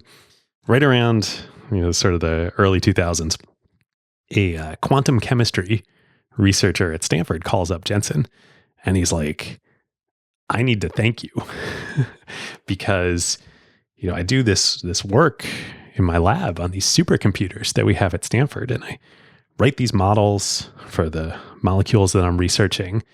And it takes a couple of weeks to, finish the computation on these models. Well, my son, who's a gamer, he told me that I might want to try going over to Fry's, the local electronics store, and buying a bunch of your GeForce cards. So I did. And that I should try porting my models into CG, into your, graphics computer language and just see what happens. Well, I did it. And my computation finished in a couple hours. So I waited a couple weeks for the supercomputer here at Stanford to finish. And I checked the results and they were identical. Boom. And he's like, so I just want to thank you, Jensen, for making my life's work achievable in my lifetime. This is for sure something that Jensen made up. Maybe he did, maybe he didn't. It's probably cobbled together from a few different people's experiences. Probably. It's a composite. But every word of it is true in spirit. Yes. There is a whole industry called scientific computing, or a whole segment that NVIDIA would be able to address in the future, but they need a whole lot of tools to be built for them to be able to really use GPUs for all those purposes and more with machine learning and everything else. But right now, yes, you are buying off-the-shelf GeForces here in this mid-2000s era and trying your best to sort of hack them together to do your super parallel processing task that is not specifically building a cool video game. What's interesting is the industry perception around this time was that NVIDIA had started to sort of focus on this high-performance computing segment and that they were starting to take their eye off the ball in gaming. So people were starting to think like, oh, maybe ATI is actually more interesting as a gaming-specific graphics card maker at this point. And there's a little known fact that is, so you mentioned this AMD ATI deal, and like we all think the AMD Radeon at this point. You don't think about the ATI Radeon, which was I think they retired the ATI brand in 2009. But AMD's first choice was actually NVIDIA. So AMD tried to buy NVIDIA to make that their graphics line, and it was possible because it's not like the stock was blowing up at this point in time. It had had this sort of few years of reasonable stagnation before we get into late 2006, 2007. And certainly people didn't see the machine learning market. People didn't really see the scientific computing market. And it was like, hey, maybe this company needs some guidance from a smart company like us, AMD. And so they make the offer, and there's the cover story on Forbes. We'll put it in the show notes, but there's this article that comes out called Shoot to Kill. And Jensen, in this merger acquisition talk with AMD, insisted that he be the CEO of the combined company. And that is the thing that blew up the deal. And instead, AMD went and bought ATI, and the rest is history. Oh, man. That is such a good what would have happened otherwise. Well, should we use that to transition into analysis for this one? Yeah, let's do it. So I thought it'd be fun to do narratives. Like, let's take it from this point in time. The AMD ATI deal has just happened. We're sort of looking forward. It's 2006. What's the bear and bull case for the company? And I thought an interesting data point to sort of ground this discussion would be that if we look at the gross margins today for Nvidia, which we will talk in our whole next episode about everything that they do that's so insanely differentiated, they sell their GPUs at a 66% gross margin. Hardware business with a 66% gross margin. Back in 2004, that gross margin was only 29% that they were able to command as a premium on their cards. And so you can kind of see like all of their economic potential was being competed away, and they weren't doing anything to differentiate in a way to get any sort of pricing power. And so you think you make that 29%, then you need to use that to pay all your overhead and fixed costs and your engineers and develop the next product and pour it into R&D. And sure, they had a few great years of doubling in revenue after going public, but it's not looking great right now in 2006. Yes. And there's also another reason why their gross margins are so low in those years following 2001. So they made this deal with Microsoft, right, to power the Xbox. And it was absolutely the right strategic decision to power the Xbox, to get Microsoft's support in creating CG for programmable shaders, protect themselves from Intel. But if you're going to deal with Microsoft, they're going to extract their pound of flesh. So you'll note there are 3 game consoles in the history of game consoles that Nvidia has powered. The original Xbox, the PlayStation 3, which we'll talk about next time, and the Nintendo Switch. They have not done any others. Really? And people always are like asking Jensen about this and whatnot. And, he's diplomatic about this, but because it's a crappy gross margin business, right? Like, yeah, there's a $500 million a year revenue deal with Microsoft. $500 million a year when their whole company revenue is $1 billion. Well, that's $500 million a year of very low gross margin revenue. Yeah, I think the way that he talks about this sort of opportunity, in the talk that I watched him give, he didn't name names, but he says, people always ask me, they come to me and say, Jensen, why aren't you making this great game console GPU? Like, what a waste. Why wouldn't you do that? And he always talks about it like there's a lot of things we could spend our resources doing. And if I don't think that we can do anything really unique and special and really change the world, then we have better things to spend our resources on. And that is kind of Jensen speak for like, no, there's crap margins in that. I'm not doing that. But he is right that like, given a finite amount of resources, you have to allocate your capital and your resources in the most optimal, both short-term cash flowing way, but also long-term strategic way. It seems like from their sort of analysis, especially recently with game consoles, sure, we might be able to make some low margin revenue on it, but it's not strategic for us long-term to do that. It's probably at this point in time a little too much of an exaggeration to say that they're out of the fire and into the frying pan, having solved their Intel existential strategic challenge and ending up now sort of at odds with Microsoft. That's too much, but there's a lot of truth to that. So, if you're looking at this stock in those years, especially as revenue starts to flatten, and a big part of that is coming out, towards the end of the Xbox generation of consoles leading into the Xbox 360, which of course Nvidia does not power. That's a lot of gaming revenue, top line revenue going away. Meanwhile, they're spending tons of resources investing in this new high power computing segment for these researchers.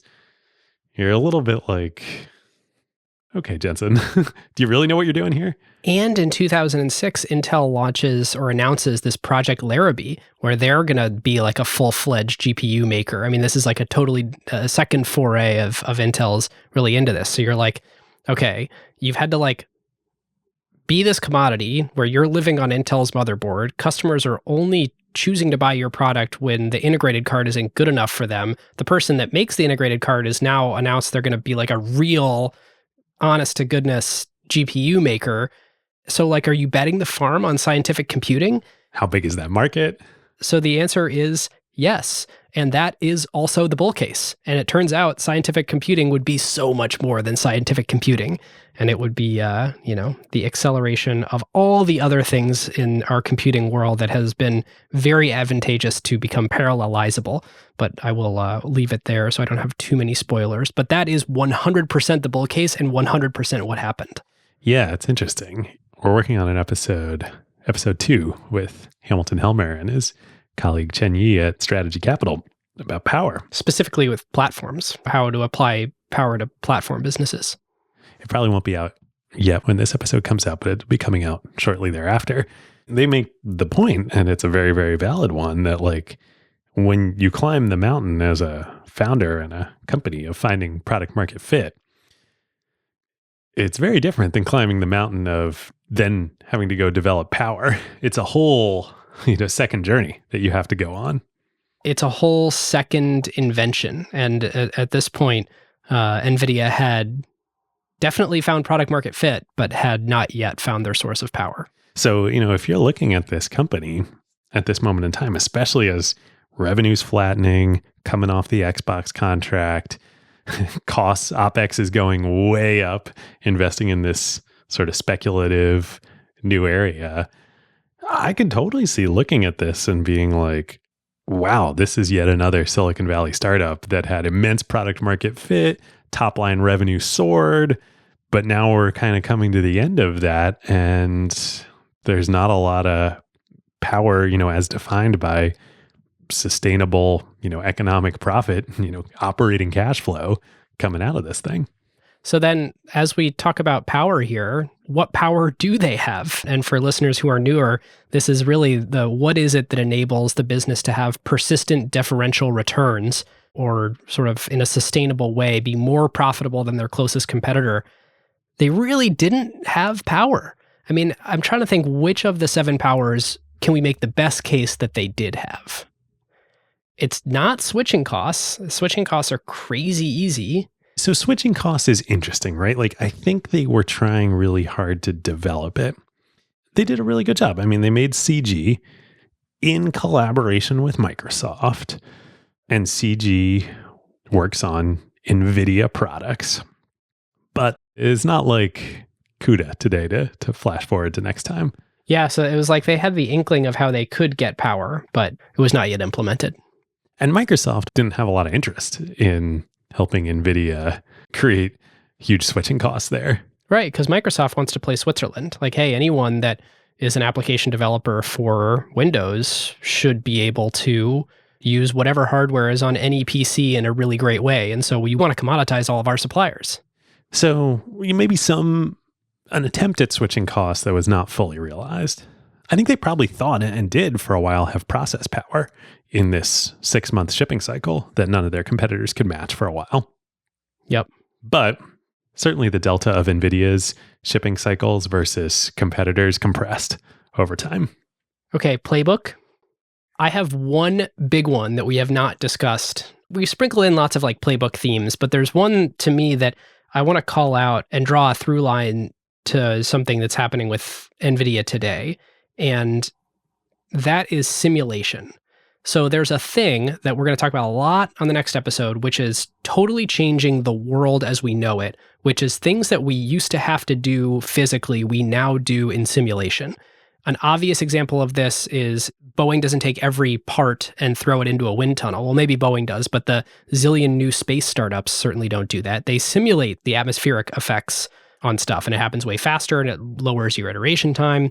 And another one is drug discovery. Like, you look at how fast we came up with coronavirus vaccines. Simulation, it's an absolute miracle.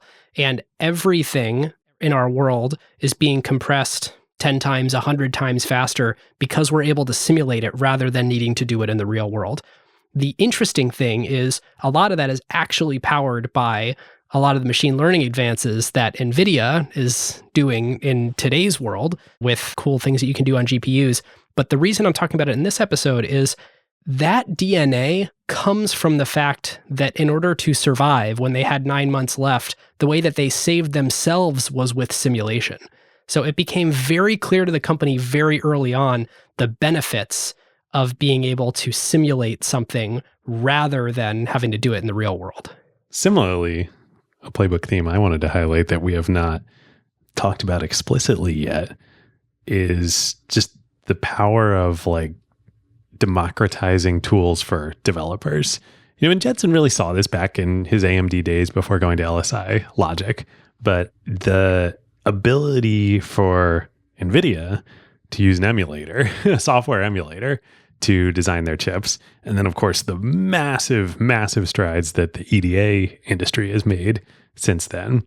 And then NVIDIA itself, enabling, we haven't really talked about it as much, but like Jensen and Chris and Curtis's original vision did come true. Like they created a new artistic platform for artists to tell their stories. And without this industry and all the hardware, software, tools that went into creating it, like there's no way that, anybody, you would have to be a John Carmack to tell a story in this medium. And there are very, very few John Carmacks out there in terms of being gifted enough developers and surrounded by storytellers too, and being a great storyteller himself to like be an artist, to be NVIDIA talks about this now in their marketing materials, to be Da Vinci and Einstein, together in one person. Yeah, it reminds me of the people that do like the crazy cool art in Microsoft Excel by like painting each of the cells a different color. You had to be that type of person to be a game developer in Carmack's era because it was esoteric as hell to be able to actually figure out how to make this hardware do what you want. Another big one I want to highlight, I just keep thinking back to the original time when NVIDIA was funded. And I wonder what, like, if they're really honest with themselves, like what Sequoia and Don Valentine would think about that. They made the wrong venture bet. Like in a market like that, we see it all the time. Like look at Web3 right now. If there's a team coming out of like Solana and FTX, or like let's make up an imaginary example, making some new vision for a class of applications in Web3, like they're going to get term sheets from everybody. And then there's going to be a million copycats the next day. It is the beauty of proliferation and then consolidation. I mean, Buffett has, I think it's in a 2000 Fortune article that he wrote. It's weird that I know that, but I think that's right. In an op-ed about how there were, whatever it was, 70 car companies before we narrowed it all the way down to Ford, GM, and Chrysler. And the airlines were sort of the same way. There's this proliferation, there's no one can really differentiate, no one can build any power. And so you only have a few survivors left. And in general, they compete on pretty low margins when there's only a few left, and their defensibility comes from their scale. I think open question if that's sort of how the graphics market necessarily matured, but you're absolutely right to like sort of self-reflect on the time when Sequoia and Sutter Hill invested to say, would you make that type of bet again? You backed one of the two winning horses out of 90. Should you do that and just say, well, we're betting on amazing founders, or should you? Well, I think this is the nuance. I think what is so cool and part of, the fun of the art and the science of sort of what we do, the company they backed was wrong. And yet it became, I don't know how long Sequoia has held. I mean, I think a lot of the GPs at Sequoia, and certainly Mark Stevens, who was one of my professors at GSB, who was on the board for Sequoia, is still on the board, have held their shares personally for like to this day. Like that's one of the best venture investment returns of all time, full stop, period. Anything going from a $6 million valuation to the 8th largest company in the world definitionally has to be one of the best of all time. Right. And so like they were wrong intellectually, and yet they were right. And like, why were they right? Like they were right because frankly of Jensen. it was a reasonable enough market. The question is, are you better off doing what they did and investing at the proliferation phase on someone you believe is going to figure it out and have a good shot at being one of the winners? Or should you wait until consolidation and just pay that much higher price in order to back one of the ones that are already running away with the market? Well, and back then in the day, there was no option, right? There was no... There were no stages of venture capital. There was, you raise your venture capital and then hopefully you're profitable enough to go public. They did raise some more money in between that initial $2 million and going public. I think they raised $20 million in total, but like there wasn't a lot of window. And I think it was Sequoia and Sutter Hill that put that capital in for the rest of that $20 million.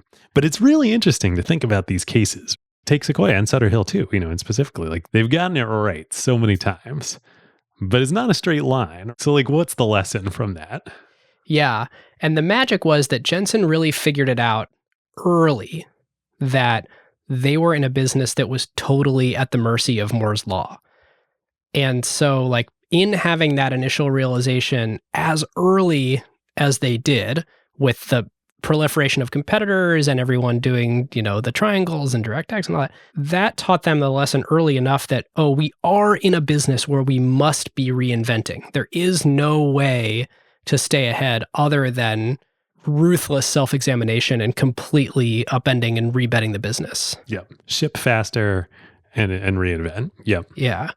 So that to me is why they survived. If you think about the class of companies that are like the greatest venture returns of all time, some of them are like Nvidia, where like you look at the team, you look at the business plan, the thesis originally, and like, yeah, it wasn't a straight line, but it worked out. But then some of them are, Sequoia even used to talk about this on their website, the misfits, the ones that look like unfundable, like the early Solana team, starting in the crypto winter, building a new blockchain. Steve Jobs smelling bad, that sort of. Right. Yeah. So it's like, and I think, plenty of venture firms, but I have to hand it to Sequoia over history too. Like they've done a really good job of doing both of these. They do the Steve Jobs and they do the Jensens. Okay, well, before we move to grading, I'm going to plant a seed with you, David. Do you know, it's a fun trivia question, the company, it was a startup that in 2006, Nvidia invested in? Oh, I do. This is a really good one. Hold on an answer. We'll hold it. Okay. Listeners, before we finish up here and jump to that answer and grading, I want to thank our good friends at the SoftBank Latin America Fund. SoftBank, as you know, created this fund with a simple thesis. Latin America is totally overflowing with innovative founders and amazing opportunities, but historically has been short on the ingredient of capital. And SoftBank unbelievably has invested $8 billion in over 70 companies. They have one huge takeaway, which is not like super obvious at first, but in retrospect makes tons of sense, that LATAM, it's not so much about disruption as it is inclusion, because the majority of the population is underserved in like every category, from banking to e-com to transportation. Most businesses as well are just underserved by modern software. And there's just so much to build for so many people in Latin America. An amazing example of this is their portfolio company, Banco Inter. And you should recognize this name because last season, we actually talked with the CEO, Joao Menin, but it's an unbelievable story of like legitimate digital transformation. If this is your first time hearing about Banco Inter, they're accelerating the shift to online financial solutions and expanding access to banking and investing services in a region, obviously, where over half the people over the age of 15 still don't have a bank account. And they're lowering the historically expensive cost of doing banking really by like becoming a digital first bank, even though they're a multi-generational physical bank. Really, all of SoftBank Latin America, I was catching up with Shu and Paolo who run it just this week. And it's such a great example of like what we were just talking about. This is such a bright spot of, in venture capital period and in SoftBank of like the Latin America, investing ecosystem when these guys started several years ago. Nobody was there. It was the misfits. Like it was crazy to go think to invest in this. And they've attracted so many more dollars from everyone else too by sort of like lighting the fire in this region. They really are the OG LATAM investors and are such a power there. So to learn more, you can click the link in the show notes or go to latinamericafund.com. And if you're interested in joining a company there or starting a company or perhaps co-investing in the region, definitely reach out to Shu Paulo and that team. They're the best. All right, David. So what is the company that they invested in? Ben, you are talking about Keyhole. Yes, I thought you would know. So I love this little foreshadow before we get to grading because I think it's so interesting that Jensen basically saw the potential of Keyhole. And without sharing what Keyhole became, I think astute listeners will know. We've talked about it on Acquired. And we've done an episode. Did a whole episode on it. Basically, this company that can't raise any money from anyone else comes and pitches Jensen. And he's like, oh my God, I see this. This is the future. This is simulation. Like you are creating a model of the Earth in software and people can just navigate around the Earth. And so now that I've given it away. A graphical model of the Earth. Yes, Google acquired it. It became Google Earth. And Nvidia was one of the early investors. And that really goes to speak to like where Jensen and the leadership team at Nvidia sort of saw their business going from this point forward, where it was all about simulation. It was all about using massively parallel computing to build brand new experiences, to enable research, to enable... I don't think there was any machine learning going on. I think it was all sort of like the graphical use of the chip, but this sort of like gets into the omniverse stuff that they're doing now. And one of the main reasons that I think they invested was because he wanted to stay alive so they could keep demoing it to customers because it showed off NVIDIA technology so well. But I just love that little tidbit.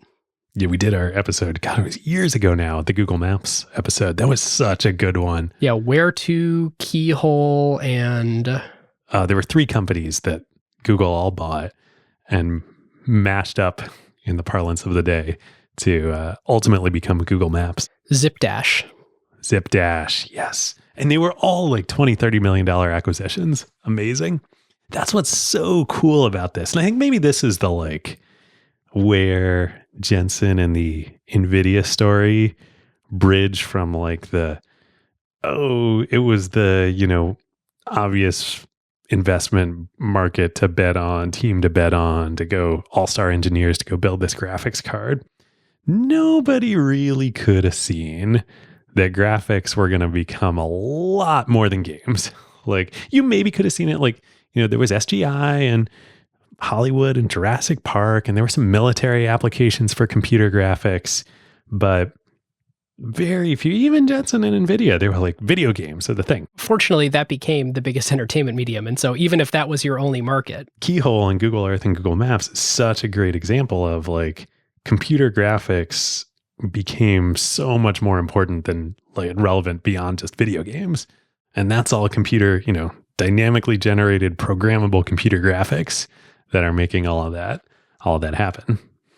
All right. So how are we going to grade this? Yeah. So I'm thinking, given the market opportunity that existed between 1993 and 2006 for computer graphics, how did NVIDIA do at exploiting that market opportunity?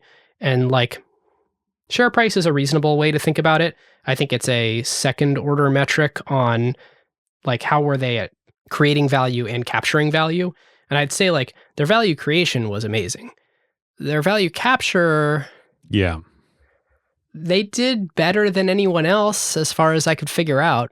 The question I was sort of trying to figure out is that there were 90 other competitors doing same-ish thing, 2-ish survived. Was there anyone else in the value chain that was able to do a much better job capturing? Like, would you rather have been Microsoft than NVIDIA? This leads into the really interesting question to think about for NVIDIA in this period. Microsoft did basically nothing. Now, okay, that's like that's not fair to Microsoft. Sure, there was a large team that did DirectX. Huge team, and the Xbox project was amazing. And like, I don't mean that in any way to throw shade at anybody at Microsoft, but like they were in this position where they could just sit there, they could watch the market develop for computer graphics, and they could be pretty, by making very good strategic decisions, they could capture a ton of the value with other companies taking the risks of developing the market, figuring out all this stuff. And then, Microsoft can come along and be like, great, NVIDIA, we're going to help save you from Intel. And in return, you're going to, give us a really sweetheart deal on these chips, and you're going to put us in business with Xbox. And by the way, the other side of your gaming and computer graphics business on PCs, we're going to become your primary partner for that too. And all of the development languages that you're going to create and CG and all that, yeah, we're tightly coupled with that, and it's all going to work only on Windows. I think your assessment of Microsoft did basically nothing except make really good strategic decisions is like reasonable enough for DirectX, but totally is not fair for Xbox. No, it's not fair for Xbox at all. It's not. But it is an interesting way of, like, to put it another way, and let's exclude Xbox for a moment. You're basically just recognizing that Microsoft had an unbelievable position in the market and did an amazing capital allocation job exploiting it. And basically saying, hey, you know what? You know what we don't need to do? All that crap that like Nvidia and ATI and all those guys are doing. You know how we can still retain our market position and continue printing money the way that we do? This thing.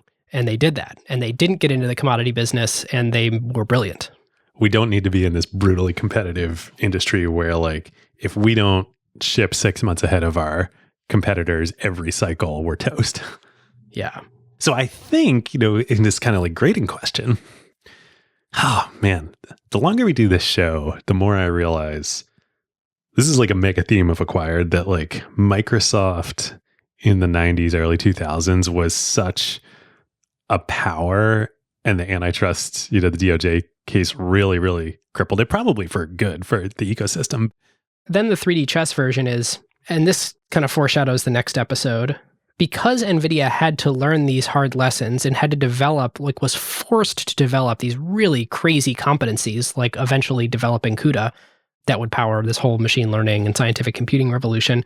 Was it bad for Microsoft to not have to grow that DNA in the same way that it was bad for Microsoft to not have to grow the mobile DNA and Apple beat them at that game? Yeah, that's a great point.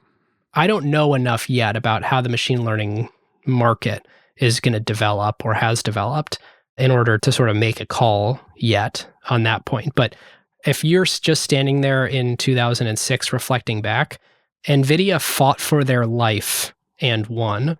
Multiple times. And Microsoft just leveraged the crap out of their amazing position. Yes. And probably achieved about the same outcome. Yeah. Both of these two fighting for their life, company-defining moments from NVIDIA's first 10 to 15 years, the overcoming the 90 competitors, and then the building and making the case that they're not going to get commoditized by Intel, that the GPU is going to be a standalone important thing. Microsoft profited hugely from both of those. Yep, it's so true. I will say, NVIDIA doing what they did has been net unbelievably positive for the world.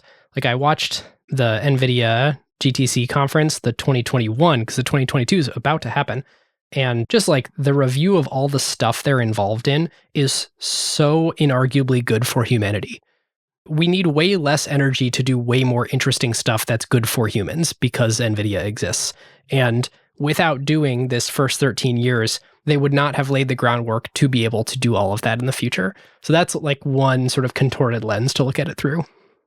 I think I give NVIDIA, for this period of time, an A, because they're basically the only company that survived. ATI did for sure, of course, but in a very different fashion. And they created this whole industry, almost inarguably, created and shepherded this whole industry. But it's not an A+ because Microsoft. Well, shoot, there was the DOJ case. Until the DOJ case. Yeah, it's true. All right, I like that. Hard to argue with it. Carve Outs? Carve Outs. I have a fun and very appropriate one for this episode.